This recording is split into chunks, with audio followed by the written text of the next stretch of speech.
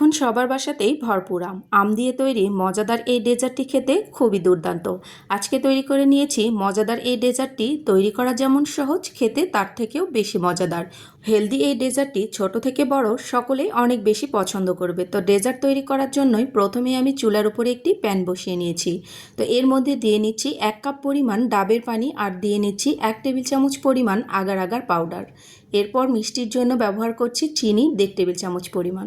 এখানে তৈরি করে নিচ্ছি ডাবের একটি জেলি, এটা আমি এই ডেজার্টে ব্যবহার করব। চুলা না জ্বালিয়েই আগার আগার পাউডার ডাবের পানির সাথে ভালো করে মিলিয়ে নিতে হবে। এরপর চুলাটাকে জ্বালিয়ে একটা বলক উঠিয়ে নেব। তো এটা হয়ে গেছে।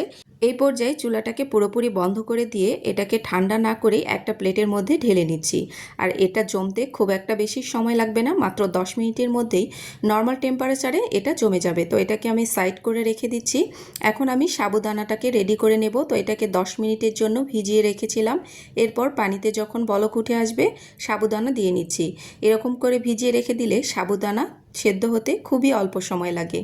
5 মিনিটের মতো চুলাটাকে হাই হিটে করে এটাকে রান্না করে নিয়েছি। সাবুদানা যখন স্বচ্ছ হয়ে আসবে এই পর্যায়ে এটাকে নামিয়ে নিতে হবে।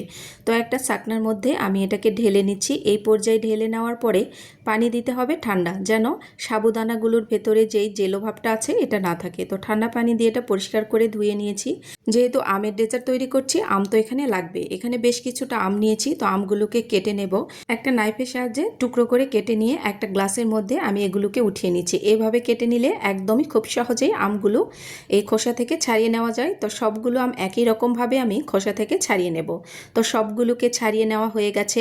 এরকম আমের ডেজার্ট বাসায় তৈরি করবেন, দেখবেন ছোট থেকে বড় সকলে অনেক বেশি পছন্দ করবে। তো এদিকে ডাবের জেলোটাও রেডি হয়ে গেছে। তো এটাকে আমি ঠান্ডা হওয়ার পরে কেটে নিয়েছি টুকরো করে। এখন আমি ডেজার্টটা বানিয়ে নেব। তো প্রথমেই যে সেদ্ধ করে রেখেছিলাম সাবুদানা, এটাকে দিয়ে নিচ্ছি। এখানে প্রায় 3 টেবিল চামচের মতো সাবুদানা রয়েছে। এরপর এর মধ্যে দিয়ে নিচ্ছি ডাবের জেলি।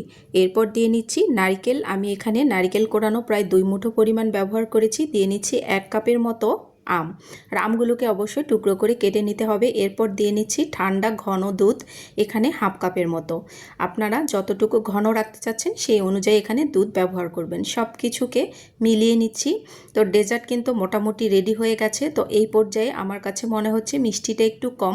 আমি এখানে চিনির পরিমাণ খুবই কম ব্যবহার করেছি। আরও কিছুটা পাকা আমের পাল্প আমি এখানে দিয়ে নিয়েছি। আমটা যেহেতু অনেক মিষ্টি, এখানে চিনির পরিমাণ খুবই অল্প লাগবে। আমি শুধুমাত্র জেলির মধ্যেই এই চিনি ব্যবহার করেছি, আর কোথাও চিনি ব্যবহার করিনি। তো এটা রেডি হয়ে গেছে। এটাকে আমি সার্ভ করে নিচ্ছি। তো দেখুন এটা কতটা ইয়াম্মি হয়েছে, আর এটা খেতেও অনেক বেশি মজাদার। আমার কাছে তো ভীষণ ভালো লেগেছে।